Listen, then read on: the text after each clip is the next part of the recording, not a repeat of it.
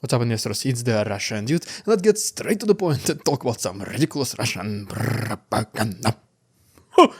Okay, today we have this book which recently appeared on the bookshelves in some of the Russian stores and basically is the encyclopedia for the smallest ones. Encyclopedia for the kids, for babies, toddlers, well, you name it, right? And the topics of this encyclopedia is the conversations about war. I mean, yeah, why would you need to learn the alphabet? Why would you need to learn, like, words and languages? Why do you need to even listen to these fairy tales at night? Like, this is already cringe, like. It is better to talk about the meat assaults on Bakhmut, Avdiivka, the trench warfare in Chasiv Yar, the Russian assault attempts against Vovchansk and Kharkiv frontline, right? This is what the kids should be growing up with.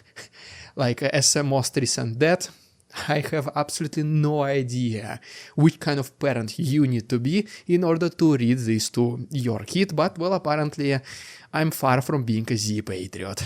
This is such a big clown ship, I don't even want to spend even more time on this one. So right now let me give you a brief update from the south and the east of Ukraine.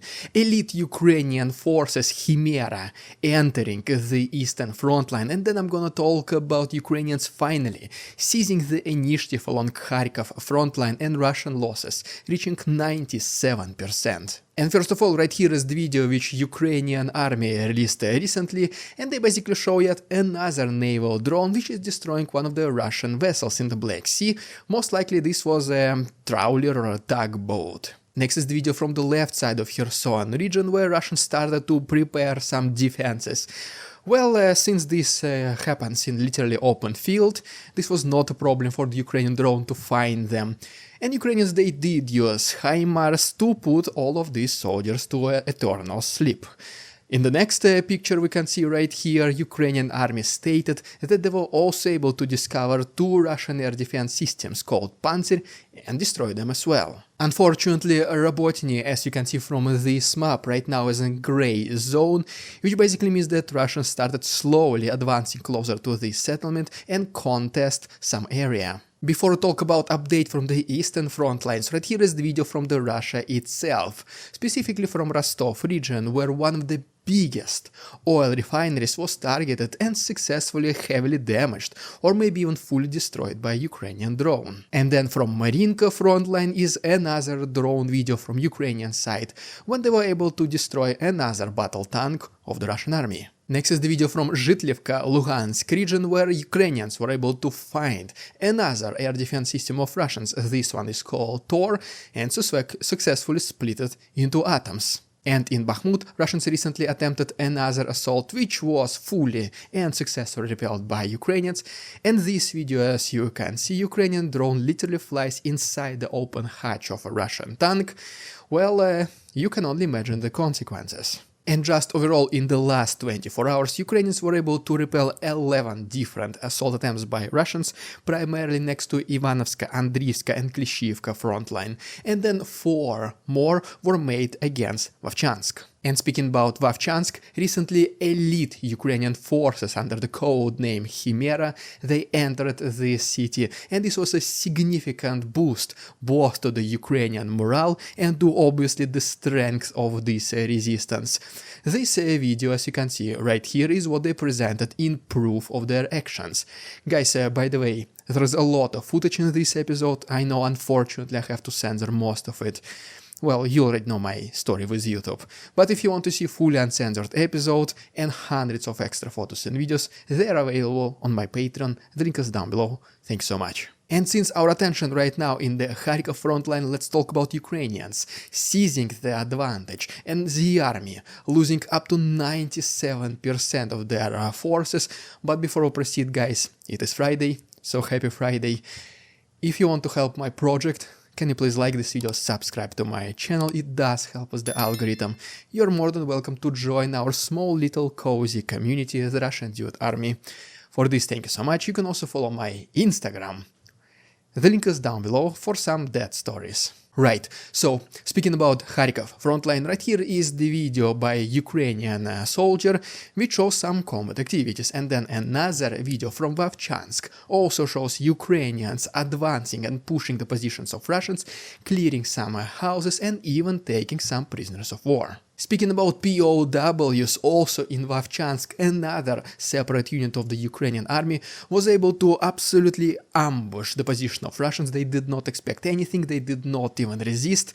Most likely this came at a total shock. And as a result of this, 4 soldiers and 2 commanders, pretty high-ranking ones, were captured by Ukrainians. Besides that, right here is the video from the Z soldier, who is saying that out of his company worth of 100 people, right now only 12 are left, which equals to a loss of 88%, but still it is not even remotely close to the total losses of Russians along Kharkiv frontline, because right here we have another video by the representative of the Z army who is saying that his detachment, 3 companies, approximately 300 people, they were literally said, guys, go ahead, push it, we don't care that it is literally open field, we have an order from above, you have to capture this land.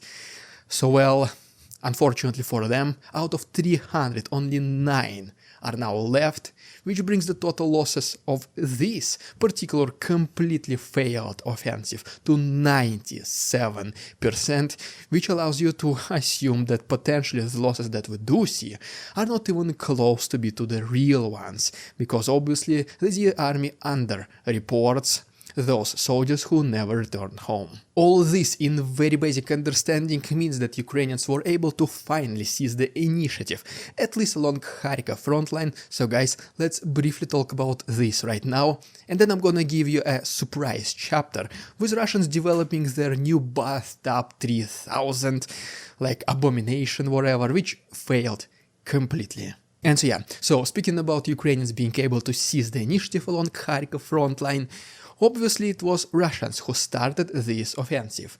They were not able to capture as much land as probably they would have hoped, but in reality, the situation turned against them. It is Ukrainians now who have the advantage, and here are some reasons why I think like this. First of all, as soon as this offensive started, the main thing that happened in favor of Ukrainians is that the Western countries, they increased their weapons and munitions supply to Ukraine, and also green-lighted the strikes of Ukraine against the territory of Russia. I mean, yes, they do say you can only do it next to bordering regions, Kursk, Belgrade, something like this, so that attacks from Russia cannot be performed against the Ukrainian territory, but I mean, like, who cares, 10 kilometers more, 10 kilometers less? I do not think if Ukrainians strike deep, I simply do not think too many Western officials will complain. Another thing why right now the Ukrainians are the ones seizing the initiative, it is because whenever Russians open this new front line, it is not like that these soldiers just appeared out of thin air. There was not open mobilization within Russia as well, which basically means most likely these soldiers, they had to be brought from other front lines, mostly from the south, partially from the east, and now once again, as you can see, some particular assault attempts caused them 97% losses.